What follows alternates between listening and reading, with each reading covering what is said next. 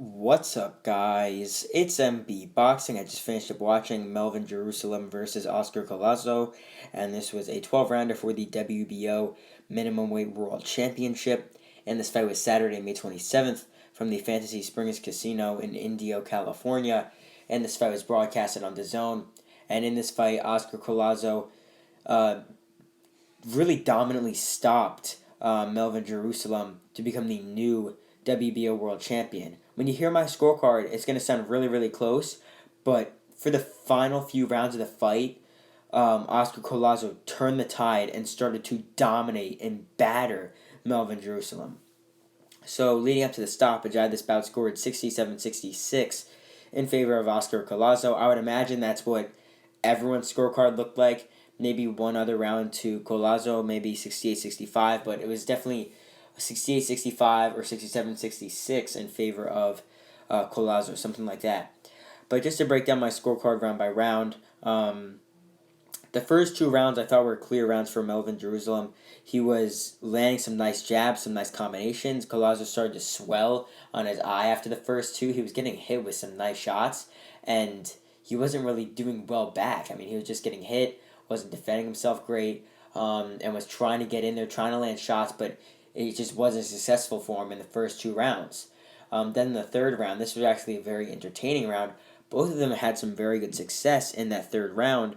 Both of them landing some good shots, but I thought Jerusalem had just a bit of the better shots, a bit of the better work, going upstairs as well, with some of those nice right hands. And the thing is, the reason why Jerusalem was having so much success early is because he had those very long arms. He was sticking those jabs out there, like just stiff to the face of Collazo, keeping him at bay from getting on the inside and trying to work. But then, once the fourth and fifth rounds started, those are the rounds where Collazo started to turn the tide. He started to pressure as opposed to trying to sort of be a technician in there and trying to land and pinpoint his shots. He tried to pressure in those rounds 4 and 5, and it actually had some success. He started to go forward, start to dictate the pace of the fight, and turn the tide on Jerusalem and started to land those shots. And he won those rounds clearly. Then around number 6, this was a huge round for Collazo. He started to brutally back up Jerusalem, hammer him with combinations. That round, I normally don't give 10-8 rounds if there's no knockdown. I never really do, but that round you can make a huge case for giving it a 10-8 round. I wouldn't be surprised if any of the judges did it. I haven't really seen the judges' scorecards thus far, but I would imagine that at least maybe one of the judges could have given that a 10-8. I mean, Collazo battered him that round. And almost the same thing happened in round number 7. I mean, Collazo was taking the fight to Jerusalem, backing him up, hitting him with big shots, and it looked like he was on his way to stopping him. And then once the 7th round ended, they got to the corner. Jerusalem had a talk with his trainer, and his trainer said no mas and stopped the fight.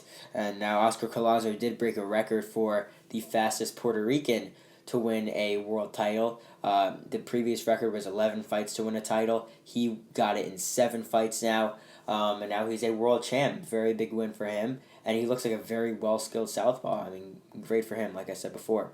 So after this very big win for Collazo, now fighting on Golden Boy, it poses the question, what is next for him after a massive, massive win like this? Now 7-0 with 5 KOs, stopping a world champ. I think he could fight any of these 3 names who are ranked highly by the WBO. We could definitely see this on maybe as a co-main event or an opener on the next big Golden Boy card. We could possibly see Collazo face someone like Masataka Taniguchi. Taniguchi did hold the WBO title that Jerusalem did win, but it was a brutal KO early in the fight. So considering that Taniguchi is a former champ and is still highly rated, we could definitely see that. Or we could possibly see Collazo face top 5 rated Luis Castillo, or we could see him face also another highly ranked fighter. I believe he's from the Philippines. It is RR and Dallas. We could see him fight any of those 3 names, I'm pretty sure, unless someone else who's ranked highly by the WBO in the minimum weight division. But I think they're going to go about Collazo defending his belt and just getting wins, because you have to remember he's only got 7 pro fights. He's got to continue on defending his title, and he could possibly unify and maybe go undisputed at 105 pounds. He's a very, very well skilled fighter, and this was a very impressive showing by him, in my opinion. But as for Melvin Jerusalem, losing here for the third time in his career, this was a very, very tough loss, obviously. I could see in his trainer's eyes, and by the way, his trainer was instructing him in between rounds. He was very passionate about this fight, going to the United States for the first time, defending his title against someone who had less than 10 fights. He probably did feel kind of embarrassed losing to a guy like that, because when I hear about some of these veterans losing to guys who have just a few fights, I mean, it's always a very, very tough loss.